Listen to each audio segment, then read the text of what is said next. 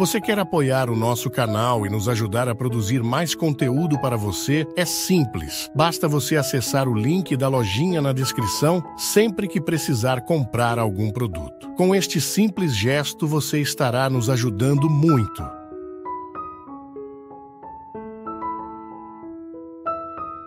Muitas vezes nós matamos a nossa vida, ou matamos a oportunidade de viver bem, porque nós não somos capazes de fazer a leitura correta do que o tempo está nos pedindo. Porque é assim mesmo. Cada dia o tempo vai nos pedir alguma coisa.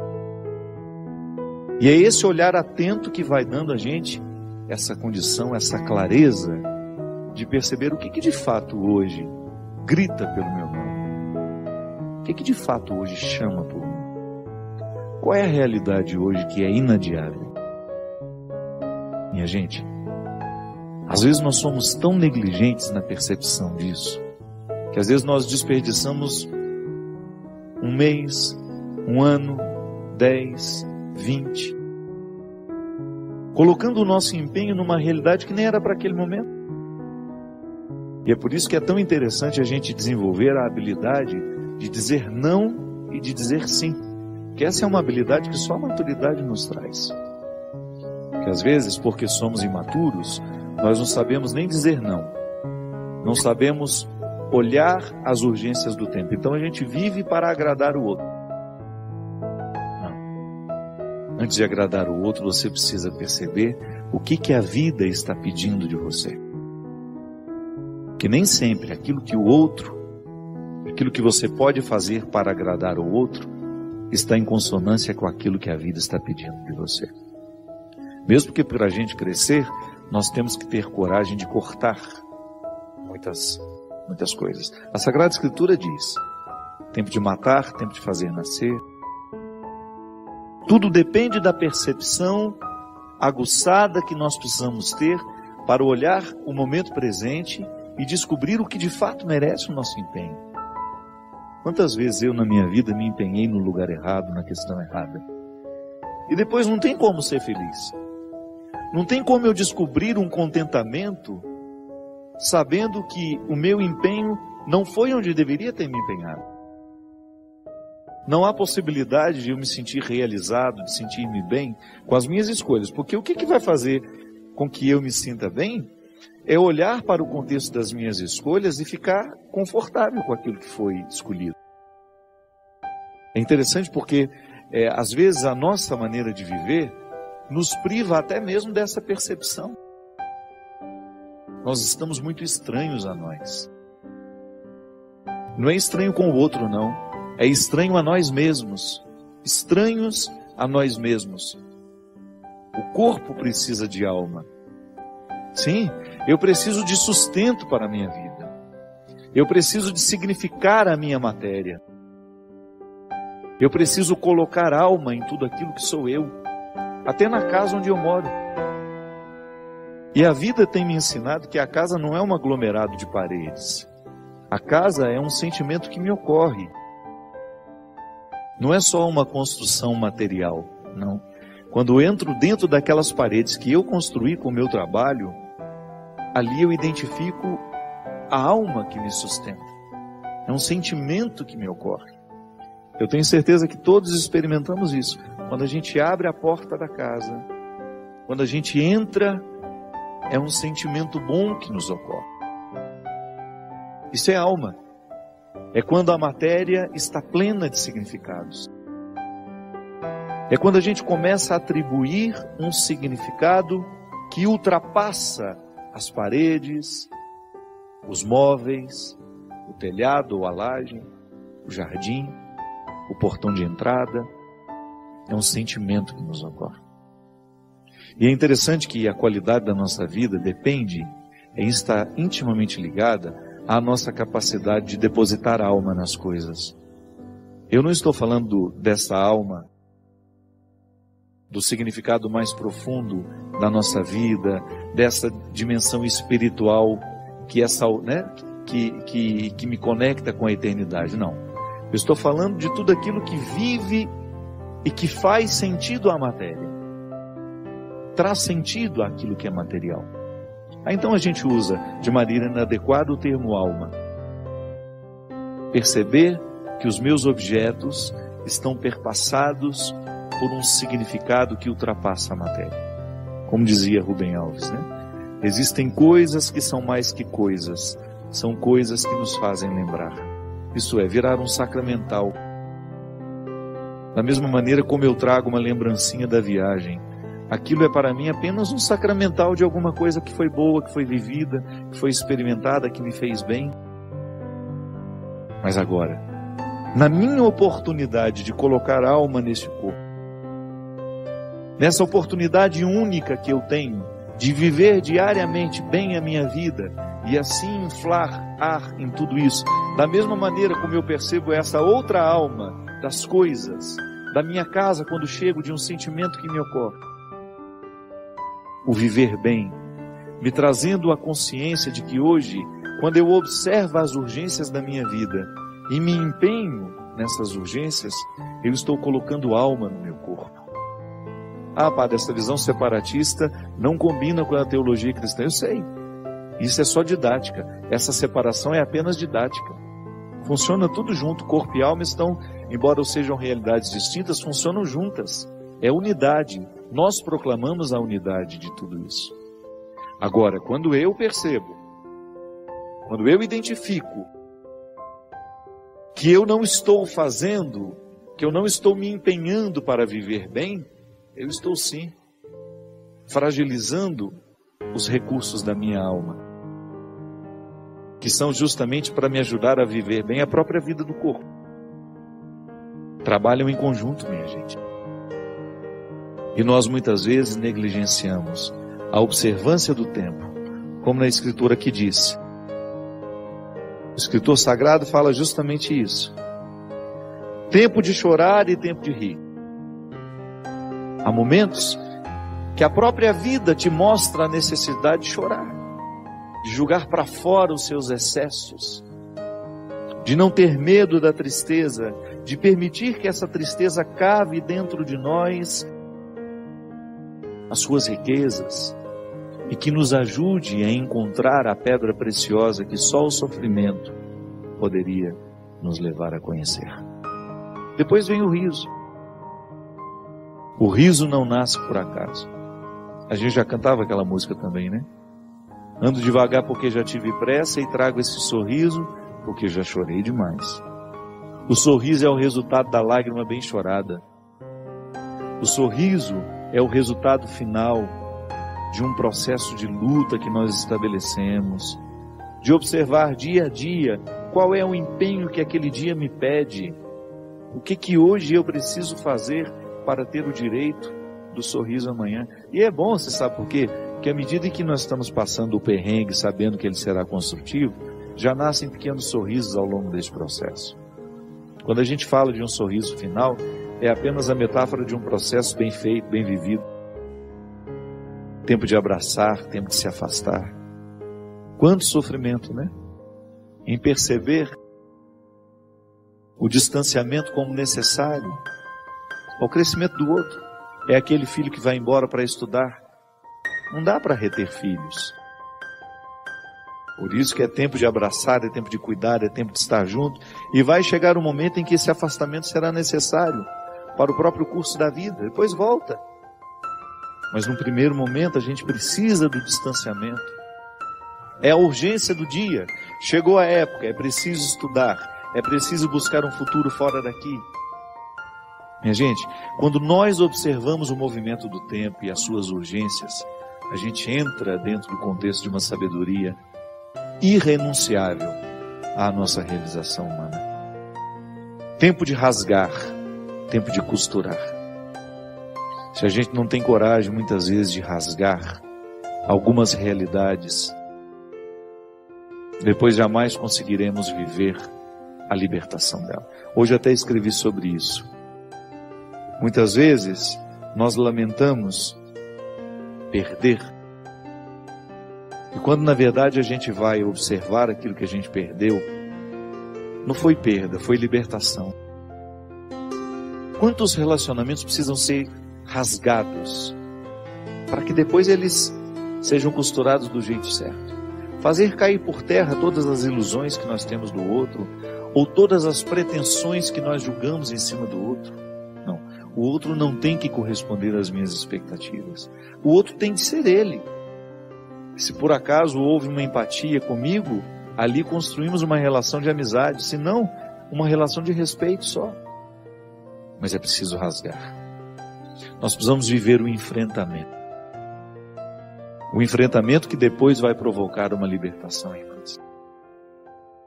Enfim, a vida sempre vai nos pedir uma observação.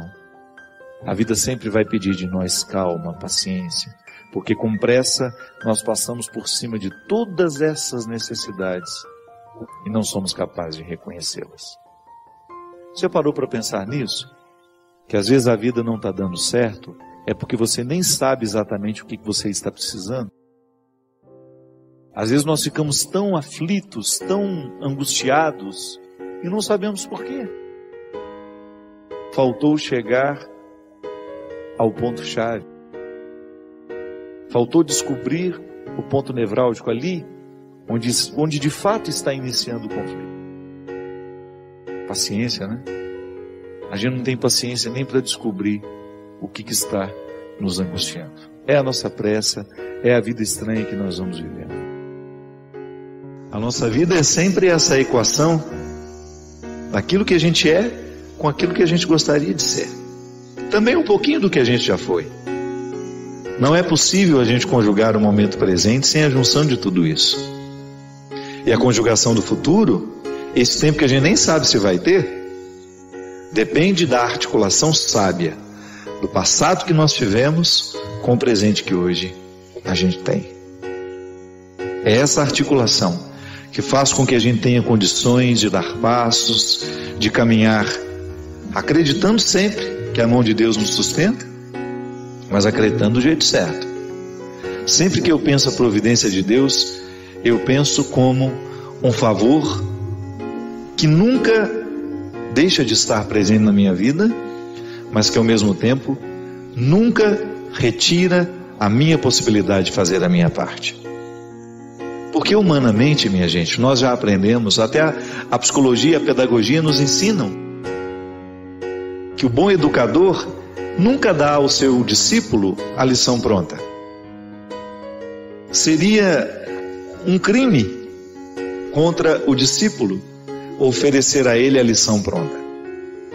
O mestre dá a certeza de sua presença para retirar alguma dúvida, para poder ajudar a dissolver aquilo que está atrapalhando e prejudicando o aprendizado, mas em alguns momentos o discípulo terá de conviver com a sua solidão.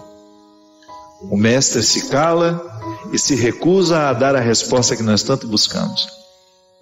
Não é assim na vida? Há respostas que Deus só pode nos responder através do silêncio dele. Isso é mão de Deus também nos sustentando. Que às vezes a gente tem a ilusão, e isso é fruto de uma visão ingênua.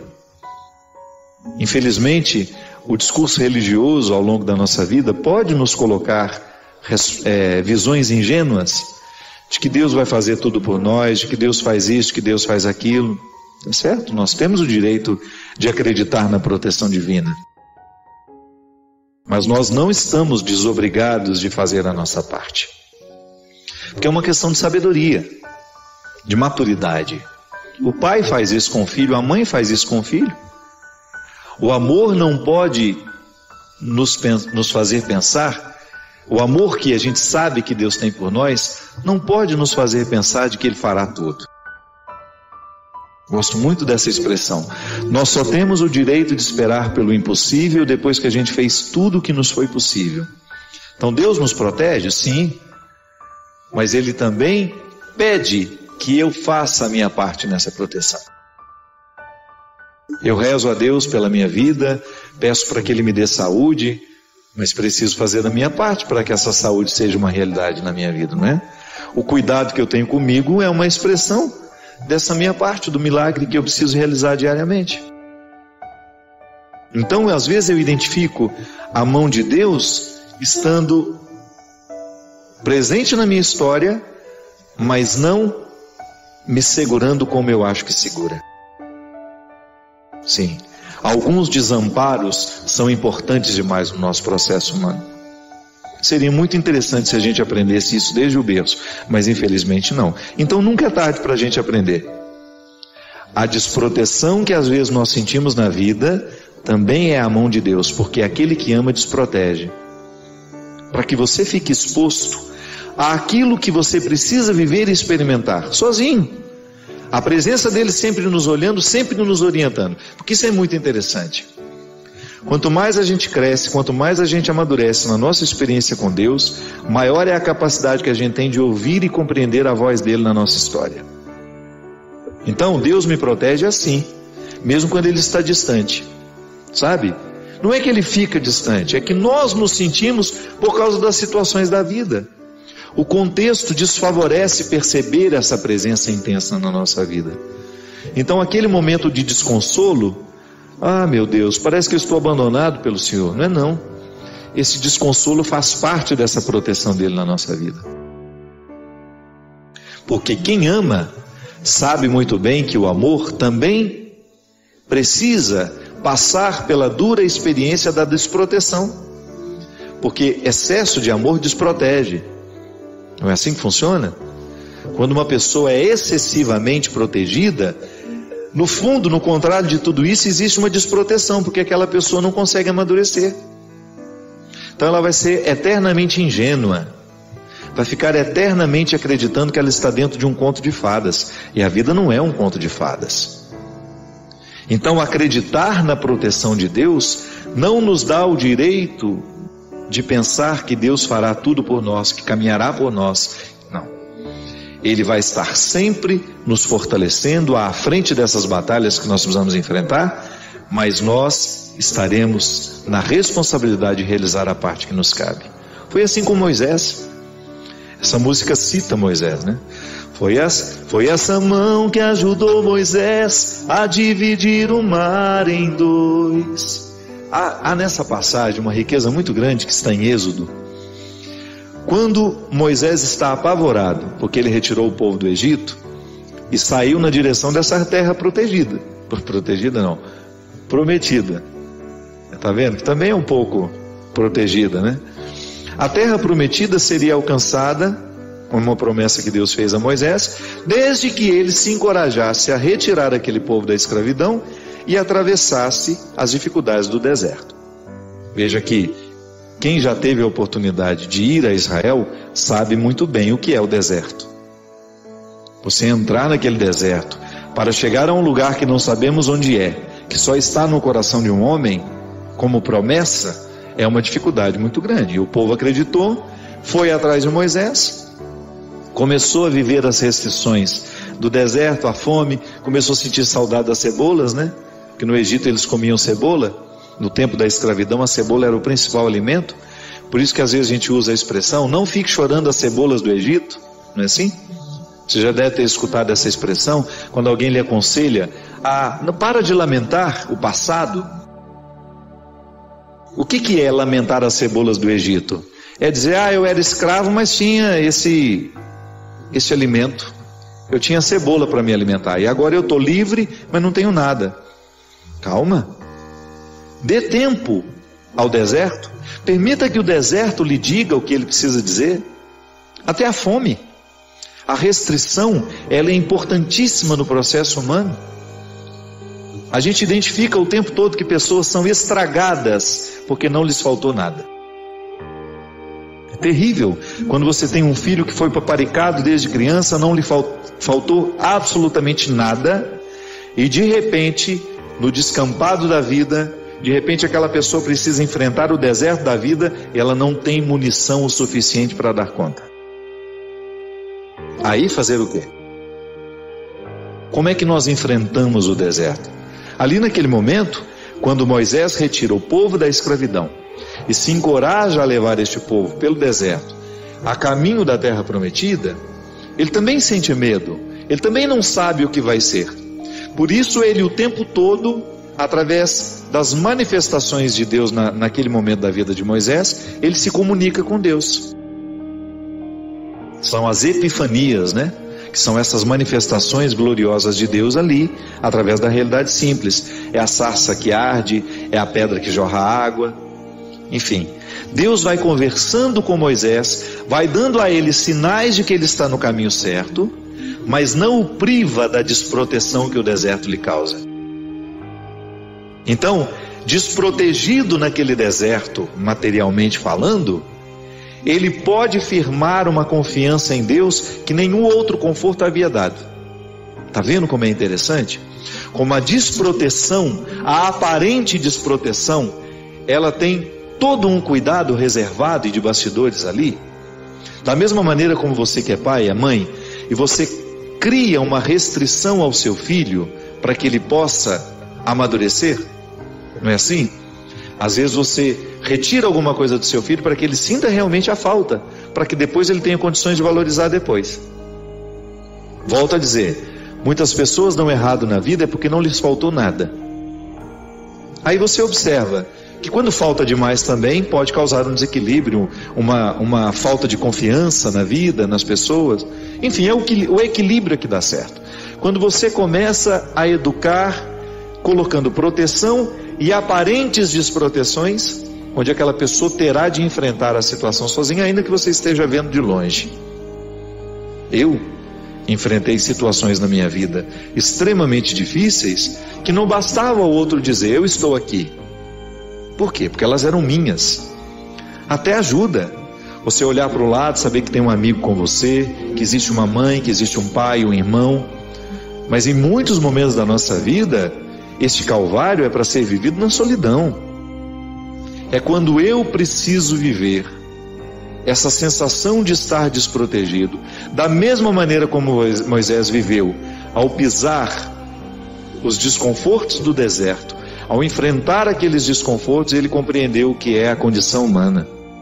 Então eu também faço essa experiência. Você faz. Eu não quero passar a vida em brancas nuvens, não quero mesmo. E é por isso que desde muito menino, quando a vida me era difícil, eu encontrava alguma coisa naquele desconforto que me fazia pensar mais alto, que me fazia pensar além. Moisés, vivendo o desconforto do deserto, precisava convencer os que estavam ao lado dele de que aquele desconforto valeria a pena. Ah, mas alguns queriam voltar para a escravidão. Olha como a fraqueza humana está muito presente na nossa vida. Padre Fábio, boa noite. O que fazer com tanta falta de humanidade? Por que os corações hoje são tão vazios? Por que estamos tão carentes do amor ao próximo? É tão triste perceber isso.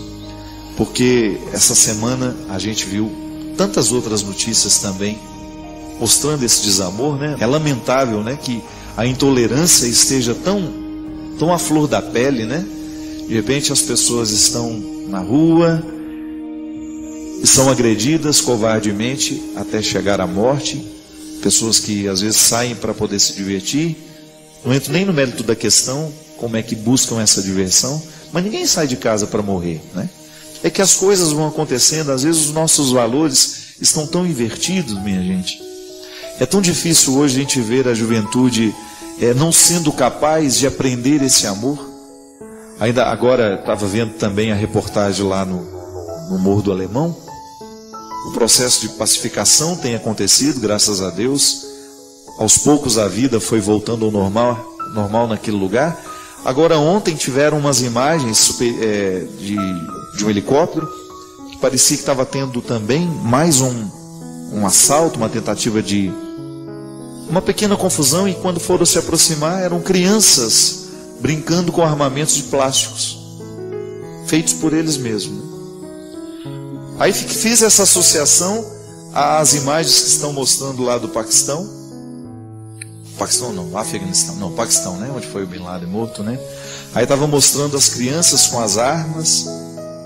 É lamentável, né? Que nos dias de hoje, com tanta violência no mundo, a gente veja ainda esses instrumentais bélicos de armas e disso, daquilo, sendo brincadeira entre nós. Eu me lembro, quando eu era criança, a gente ganhava revólver de presente. Imagina isso, minha gente. Que coisa horrorosa, né? Como é que podia isso naquele tempo? Eu não sei, há muito tempo eu não entro numa loja de brinquedos para crianças, né? Mas eu não consigo admitir que nos dias de hoje você vai e você compre uma arma de brinquedo. Eu não sei se existe isso ainda. O que eu sei é que muitas vezes os jogos, os videogames, né? Tudo isso incita muita violência. As brincadeiras, os jogos eletrônicos, a gente já falou muitas vezes sobre isso aqui. Isso gera desamor, porque quando uma criança brinca livremente com uma arma, para que serve uma arma? Para matar. Então, se ela está fazendo na sua infância um aprendizado do assassinato, é muito difícil que depois a gente queira extrair dela uma atitude amorosa, uma postura pacífica. Então, se nós queremos neutralizar o crescimento desse desamor, nós precisamos então mudar as nossas condutas. O que nos diverte, né? Qual é o nosso divertimento? Como é que nós encontramos o nosso divertimento? Não é possível a gente ter uma sociedade feliz, uma sociedade harmoniosa, com tantas drogas, com tanto álcool socializado, com esse processo de autodestruição da nossa juventude, sendo o tempo todo motivado através de festas, através de promoções. Então, enquanto a gente estiver buscando este tipo de divertimento, enquanto a gente estiver oferecendo à nossa alma esse tipo de beleza, entre parênteses, né? De alegria, então é natural que a gente vá cada vez mais mergulhar nesse contexto de desumanização, porque o álcool desumaniza, a droga desumaniza, a prostituição socializada desumaniza, as brincadeiras que geram essa agressividade, isso desumaniza uma criança. E nós precisamos voltar a ensinar a sensibilidade. Nós só podemos diminuir os malefícios desse desamor nos dias de hoje a partir do momento em que nós criarmos uma cultura de paz. A palavra cultura nos impõe muita responsabilidade, né? O que é cultura? É aquilo que você cultiva. Como é que você vai compreender o processo cultural de um povo? Quando você entra dentro dos costumes daquele povo e você começa a identificar o que aquela sociedade cultivou, promoveu e fez crescer. Isso é cultura. Quando a gente diz, nossa, aquela pessoa é muito culta, ela tem muita cultura. O que é? Ela teve muito cultivo, não é? Ela se cultivou muito, ela leu muito, ela procurou conhecer, ela foi curiosa, ela investigou, ela conseguiu trazer para dentro dela uma boa parte do mundo que estava de fora. Como? Através da leitura, através da informação. Então a cultura de paz é um cultivo de todos os dias. Essa intolerância que nós temos notado nos dias de hoje, que perpassa todas as dimensões da relação humana, se isso não for modificado, o nosso mundo vai ficar cada vez mais insuportável, cada vez mais difícil. Nós falamos aqui em outros dias, né? A intolerância entre as diferenças, meu Deus do céu, como é que nós podemos admitir que nos dias de hoje, com todo esse processo de socialização das informações, nós ainda sejamos capazes de encontrar contextos de intolerância tão difíceis dentro das nossas escolas? O que é o bullying? É o resultado da intolerância. Ah, você é gordo, então nós agora nos sentimos no direito de criticar você, nós nos sentimos no direito de então ridicularizar você. Qual que é a grande questão dos homossexuais hoje? Essa questão que está o tempo todo sendo retomada, a homofobia. O que é a homofobia, minha gente? É quando o outro se sente no direito de agredir o homossexual, de fazer piadas agressivas e até mesmo de atacar fisicamente. Tudo isso por trás de um discurso moralizante, que quer ser bonito, que quer ser isso, ser aquilo, mas absolutamente desumanizador. Você pode muito bem não concordar com o outro, mas você ter com o outro uma postura respeitosa, isso é uma questão de educação que nós precisamos retomar. É cultura. Ainda hoje estava passando, né, no noticiário da manhã a história das pessoas que ficam desempregadas, não procuram outro emprego porque tem o seguro-desemprego, e ainda quando encontram um novo emprego, não se ficham por quê? Porque querem continuar recebendo benefício. Aí o Alexandre Garcia, o comentarista do jornal, estava dizendo assim: é lamentável porque o Brasil ainda funciona assim. É a cultura sempre do proveito. Eu quero aproveitar. Não passa pela minha reflexão de que no momento em que eu assumo uma postura dessa, eu estou desrespeitando os contribuintes que estão dando duro no trabalho e que estão cumprindo com a sua obrigação para que aqueles que estão ali usufruindo desse benefício, usufruam sem a necessidade dele.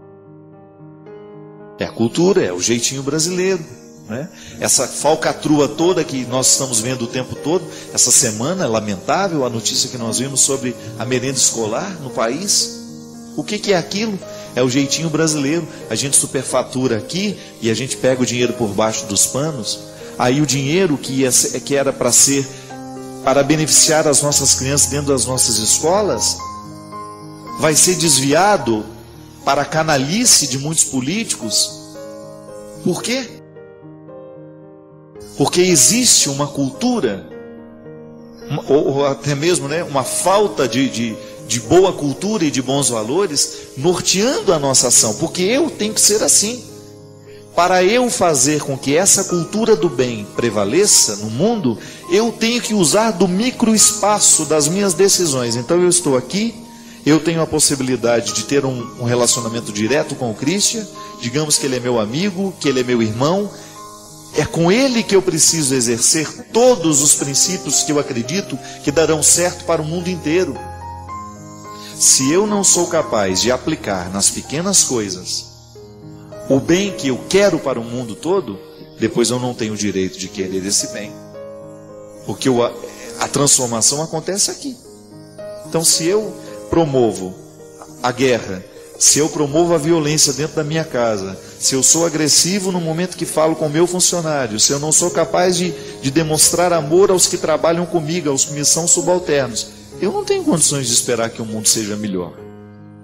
Se eu não sou capaz de tratar bem as pessoas que me atendem, se eu não sou humilde para estar com os que me atendem da mesma forma, eu não tenho condições de querer um mundo igual. Eu não tenho condições de querer que o mundo seja bom. Porque eu não estou fazendo a minha parte. Como é que eu vou esperar que o mundo aconteça, que o mundo seja transformado, que todo esse conceito de reino de Deus venha a ser aplicado na história, se eu não o promovo no lugar que eu posso promover? Então fica difícil. O mundo ficará assim, essa intolerância, esse desamor vai continuar, enquanto nós não tomarmos as nossas pequenas atitudes que serão capazes de transformar tudo isso. A partir do momento que eu me comprometo com o mundo de fazê-lo melhor, a partir das situações que me são próximas, então, se eu não faço essa transformação acontecer aqui, eu não tenho direito de esperar que o mundo seja. Eu desejo que você, nas suas lutas, você tenha sempre o direito e a possibilidade de retirar os seus excessos, para você ter diante dos seus olhos a sua verdade fundamental, sem exageros, só você. E a partir disso, você reencontrar o caminho da vida. Obrigado pelo seu carinho, pela sua atenção, e que Deus abençoe muito você. Que Deus derrame sobre o seu coração, sobre a sua casa, sobre a sua vida, a disposição que caracterizou o coração de Nossa Senhora, para que, exemplo dela, a gente também possa ser um cristão de verdade, levando sempre Jesus no colo, para apresentá-lo àqueles que ainda não o conhecem. Derrame sobre nós a bênção do Deus Todo-Poderoso, Pai, Filho e Espírito Santo. Agradeço por compartilhar este momento de reflexão. Deixe seu comentário abaixo e compartilhe suas próprias experiências. Não se esqueça de se inscrever para mais inspiração e convidar outros a fazerem o mesmo.